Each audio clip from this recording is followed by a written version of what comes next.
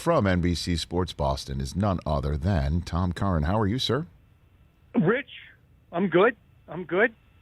Love to get to the bottom of this, or at least get something on the record there. Not getting any closer. Well, I mean, excellent attempt and foray, Tom. But your initial question was an interesting way to shroud the ultimate. I think if you drill down what you were saying, may I ask the question that you were essentially dressing up? Yeah. Okay. Bill, wasn't it you and your crappy roster the reason why Tom wanted out? And your offer of a contract that you knew that he would rebuff in 2019 in the summer until he finally threw up his hands and said, I'm going to be out of here. Those two things together, yes. I mean, the option was he weighed his options. His options were, hey, do you want this half-eaten candy bar? I mean, this is how Bill is really framing it. You know, he looked at his options and decided to go elsewhere. Well, what was the option the Patriots were offering him? He had said, I want the full candy bar, and I want to enjoy it for a couple years. I want it to be a yummy one. So is here's that a half-eaten candy bar you can eat for a year. Now, I was being facetious, but the general sense of things was that there was no way to bridge the gap. Was there any way possibly to bridge the gap? Because there was. Okay. In the 2019 offseason, Brady and his folks expected a 2-year, $50 million guaranteed contract identical to Drew Brees'. That's what they had discussed. That's what they expected. And then come August, when it still hadn't germinated, and they finally said, you're not going to get that. Here's a 2-year deal. Second year is not guaranteed. It's basically an $8 million bump. How do you like that? They could have still been here through 2020 if they gave him the Brees deal. And once they didn't do that, the season played out. And when Brady sat down with Belichick prior to free agency, kind of more doing a solid for the Patriots because he said he would. And Belichick said to him, look, highest we can go on the cap for you is going to be $22.5 million this year. That's it. That's all we can do. And there was still no talk of a guaranteed second year. So, yeah, there was a gap to be bridged, and there was willingness on Brady's part all the way up until the summer of 2019 to do it. Patriots didn't want to believe that Brady could do what he's been doing. You can't blame him for that because no one's ever done it. But when the guy's sitting in front of you for 20 years and you still don't believe what you're looking at, then it's on you when he goes someplace else. But I guess when it all comes down to it as well, I mean, if you are taking stock, would Brady have been able to spin gold out of the straw that was left around last year that we saw? I mean, obviously Cam getting COVID and not being the same guy in the first 3 weeks was a death knell in a way. But would Brady have been able to do what he's been doing for the 20 years prior with that 2020 team? Right. So because here's the reason though. Because Bill Belichick and Nick Caserio couldn't do as good a job building the Patriots as Jason Light did in Tampa. Some of that's tied to the fact that they're drafting later than Tampa. Some of that's tied to draft picks being confiscated by the league. Some of that's tied to the Patriots going, as Belichick said, kind of all in to win Super Bowls and what they perceived were Brady's waning days. But a lot of it has to do with just bad roster management, bad selections, bad free agent picks. So, no, they wouldn't have won, but you can't say they wouldn't have won and just shrug. There's a reason their roster was bad in 2020, and it wasn't Tom Brady. Tom Curran, NBC Sports Boston, Patriots insider and Patriots Talk host in the podcast world right here on the Rich Eisen Show. What do you think's what's it gonna look like Sunday night? Because we were kind of setting the stage. There's nothing like it. There's no comparison in sports. It would have been akin to Jordan leaving the Bulls right away to go to the Wizards, winning one, and then coming back the next year. Like, that's the only comparison that you could possibly make. And on top of it, Brady's going to definitely, by maybe the end of the first drive, become the all-time passing leader in the history of the NFL, never to look back on Drew Brees. Who's there. I mean, what's it going to look like? You would have also had to have Phil Jackson say, I don't think he can do it anymore. I can win with Pete Myers. I mean, that also would have had to have been present. Wow. So, wow. Because that is the vibe that Brady got. That is the vibe that the Patriots sent to him. That is basically Bill's belief. Look, we won in New York with Phil Simms and Jeff Hostetler. We won in Cleveland with Vinny Testaverde. We won here with you. We can find them and make them. And that's, so that's where that exists. But did you see Game of Thrones? Of course. Watch that? Yeah. Mm-hmm. All right. I think this could have the potential to look like the Red Wedding. Yikes, Tom. Oh, my goodness. The Lannisters send their regards? I mean, come on. Oh, wow. We were wondering if Brady's going to want to rub it in. Do you think he's going to? I mean, he rubbed it in last year winning the championship. What more rubbing needs to be done? Does it need to be done in front of the whole world and in Gillette? Like, literally, that's what you think it's going to be like on Sunday night? Well, don't you think that beyond the vindication of winning, right, that specifically, Bill, is the reason that Brady uprooted, and to a degree, Robert Kraft, who, I think that, and I have had a good relationship with Kraft, and I understand his motivations in this, but he said, look, I'm going to let Bill make the decision. And Bill made the decision, which was to really not even engage too much in contract negotiations to the point where Brady was out the door before before free agency even began. So there was no free agent tour before Brady ruled out the Patriots.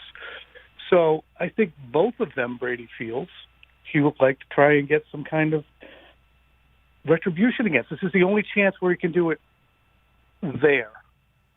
And I think it would be important to him to say, this is what you didn't want to keep for multiple years. This is the guy who you thought should be a temp. I hear you, Tom, but there's also, and I understand the way it ends, and trust me, the way that the only comparison I can make from my own personal life is the way things ended at ESPN did not go the way that I was expecting.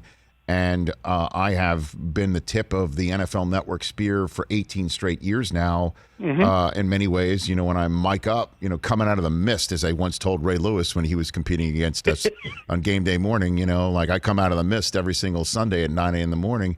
I wear it on my, it's part of my DNA. I totally understand. But I also, know that my 7 years at ESPN was terrific. It helped launch my career. I met my wife there. And are we going to forget when Toe Meets Ball that there was a 20-year relationship that put 6 banners on the wall and that was all born out of, yes, a Mo Lewis hit, but in that year, Belichick sticking with number 12? I mean, do we forget about all of that right now because of the way it ended? I mean, does Brady take his foot off the pedal? I don't think so.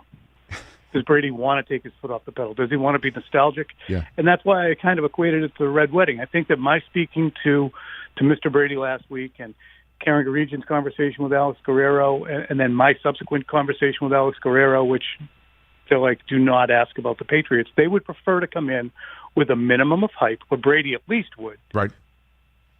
Keep everything above board, extremely deferential and appreciative while not overly so, not gilding the lily and making it sound as if it was better than it was. And then when he gets to the field, play like his hair's on fire. I don't think he wants anything added to it. I don't think he wants the expectation levels rising above vindication or vindictiveness. So that when he extracts it, then it was, okay, there's your surprise. So are you saying there was a phone call maybe from Tom to his dad saying, Dad, let's just lay off the gas a little bit, and he calls up his trainer, Alex Guerrero, and say, lay off the gas a little bit? Because that definitely caught my attention sitting out here in Los Angeles. No, and it was, we were basically said, cut the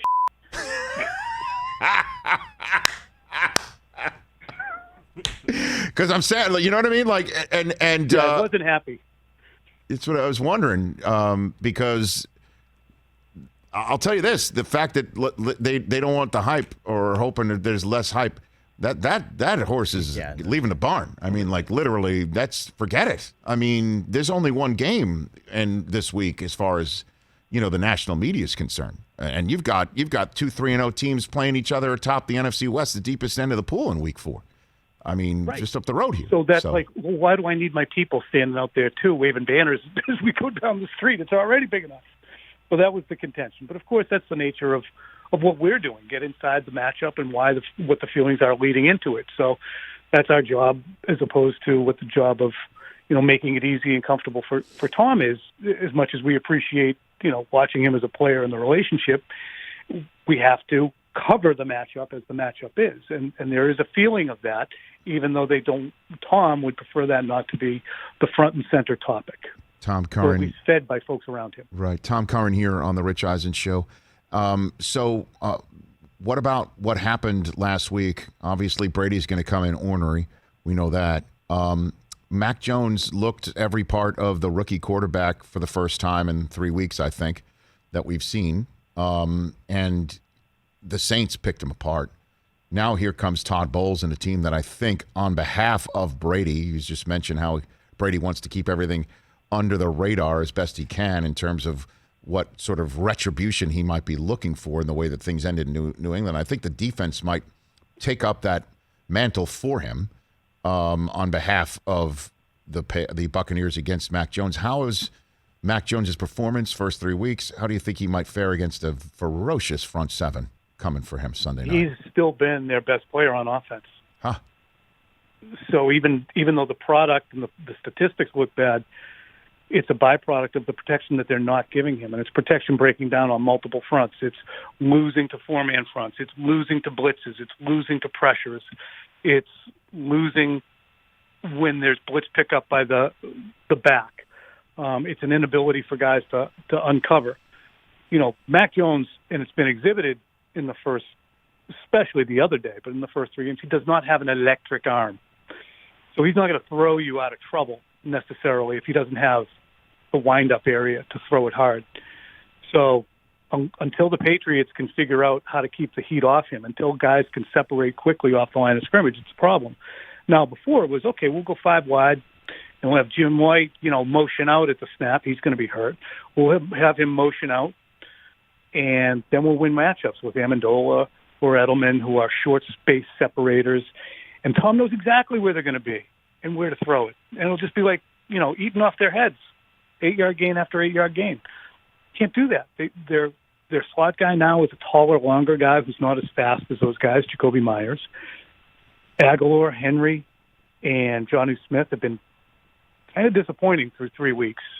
It's going to get better, but the best aspects of the team, Rich, right now, offensive line, the new tight ends, and the front seven defensively, have been the weak spots. And that has to be troubling to the Patriots going into this game. They're not playing like the Patriots. And any time you're backed into a corner as the Patriots, you always had Tom Brady to lead you out. He's not there now. He's actually coming into the corner after you. And what does Belichick know about Brady? I mean, like in terms of, preparing for a quarterback, he's always spectacular at that. And in terms of preparing for a quarterback, he perhaps knows this one more than anybody he's ever game planned against, ever. I can't say the word ever enough. So what do you think he's going to dial up here coming up on Sunday night? That's a great question. I would put it this way. Belichick's in the cockpit, but every time he spins a dial, the controls are not controlling the pieces of the plane that he wants in the correct way. I mean, he's not asking for Alvin Kamara to be left completely unguarded inside the 5-yard line on a check down so he can walk in. Mm-hmm. Somebody made a mistake.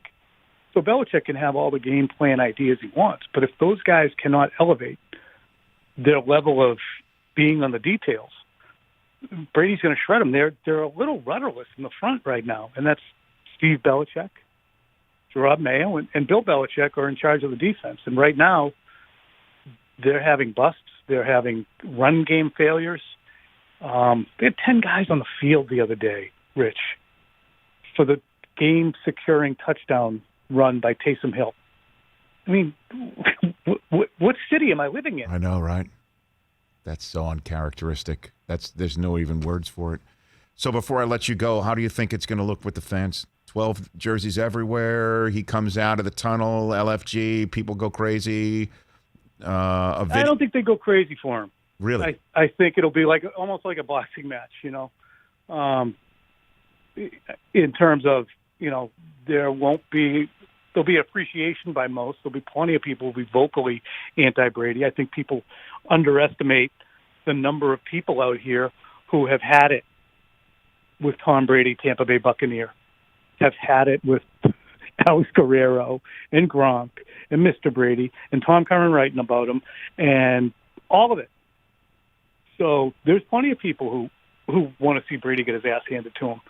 But if the game starts to go badly, and for the fourth week in a row the Patriots look inept, then I wouldn't be stunned at all if that Sunday night crowd starts to turn on the Patriots themselves a little bit, and Belichick. Well, I mean, because, that's right. I mean, lost amongst all this is Gronk is there, too, and he had quite the exit as well that the team was not terribly happy about, in the manner in which he left and then reappeared in Tampa. And so there'll be no acknowledgement when he passes Breeze for the all-time mark? They won't show it on the board? I'm going to be fascinated to see what they're going to do with that. I really would. And that's when I want to ask Bill. I said, Bill, you're such a historian of the game. Oh, I mean, is it humbling to know that Tom is going to break that probably in the first or second quarter? Humbling. Come on. Come on, Tom. Now you're asking for it, Tom. Now you're just taking your press pass and just handing it over to the Patriots. Say, here, take it. That's basically. I mean, there must be a feeling of awe, is there? Oh, jeez. Maybe that's when they'll play the video. I don't know. I mean, that's normally what happens when somebody comes back. And we all know Brady's going to wear a red jacket one day and have his moment in the sun in Gillette. I mean, we all know those days are going to come. But you know what? This whole thing has gone as well as it possibly could have in terms of hurt feelings and incendiary emotions and long-term scars. They've all handled it really pretty friggin' well. Kraft, Belichick, and Brady. It's unprecedented, but aside from really, the peaks behind the agitation around Brady, they've high-roaded the hell out of it, and I would imagine they're still going to. So don't you agree on that, Rich? Oh, my God, yeah. I mean... There's not a lot of blood been spilled. No, but there's going to be a press availability for Brady tomorrow, and Belichick, for as much as people like to poke fun of his, parrying with the media and saying nothing, he's one of the most made available coaches in all of the NFL, and so there's going to be a lot of that, and the buildup is going to be insane. I mean, we're talking it on a Tuesday, and I plan on talking about it every single day. I mean, there's nothing like this in the history of sports. North American sports is nothing like it. So there's no playbook for it. And nobody, because like I said, at some point, Brady will have his red jacket. So will Belichick. They're going to be in the same bust gallery together. Robert Kraft would love to be in that gallery himself one day. I mean, let's be honest. Everyone's going to eventually get together, but Sunday night's going to be mighty awkward on occasions. Yeah, when it comes down to it, Brady's too old. And you can't blame Bill Belichick for saying, look, I thought he was too old. I didn't think he could do what he's been doing. He's doing it. But at some point, we had to make a decision for our future.